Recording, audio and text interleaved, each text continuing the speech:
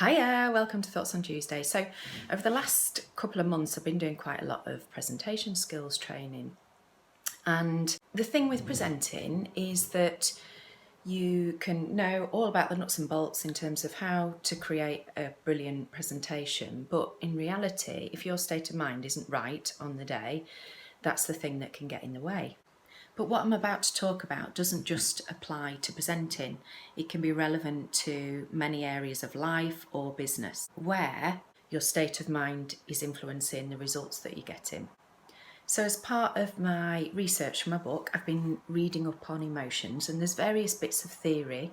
So you may be familiar with the movie Inside Out, where they have 5 key emotions. So we've got sadness, anger, disgust, fear and joy.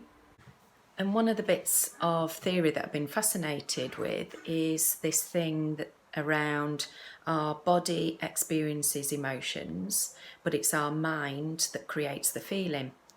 And you may have come across Viktor Frankl's Man's Search for Meaning, and he talks about stimulus and response, and that there is a space in between in which we can choose how we're going to react.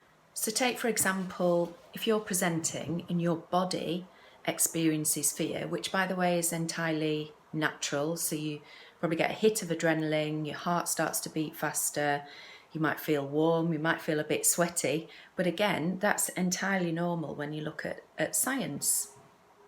It's then what you do with that emotion. So once your body's been triggered, it's that space in between and how you then deal with almost the meta feelings about what's happening to your body.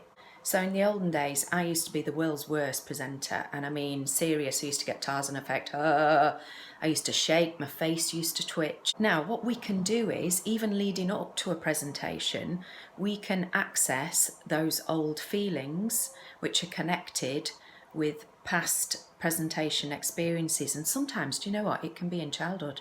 Again, when I think about my very first presentation, age 11, in English, doing a presentation about going shooting with my granddad. I used to be a beater, and I was stood there in my green shooting jacket with a big pheasant feather, and I must have jogged through that presentation like I was some kind of horse race commentator. So we've all had experiences like that, but again, going back to it's how we deal with that space in between. Our body is triggered by one of those 5 emotions. It's then how do we deal with those meta feelings we have about the emotion that we've just had. So take, for example, if I'm going to be delivering a presentation, what's important is how I also handle those meta feelings leading up to the presentation. So what are my thoughts about having a presentation?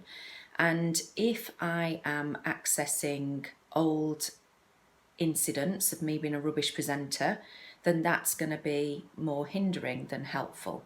So one of the things you can do is you can use what I refer to as your inner coach. So to speak to yourself in a calm, reassuring, sometimes a firm voice, because sometimes we need taking to task. So if I ever catch myself having meta feelings, thoughts about a presentation I'm about to deliver, my inner coach sounds something like, you've got this, you'll be fine, you're well rehearsed, you know your stuff, blah, blah, blah. Now, one of the things that you can do is you can cheat, and you can get rid of those old feelings using something like EFT or havening.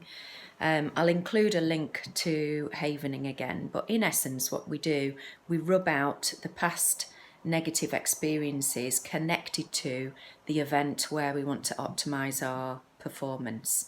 The other thing that you can do, and it's a real simple thing, regardless whether you're presenting or anything else, but take the emotion of fear. If your body has been triggered into fight or flight, simply taking a breath can help to calm your nervous system. Anyway, hope that's been useful, and see you soon. Bye.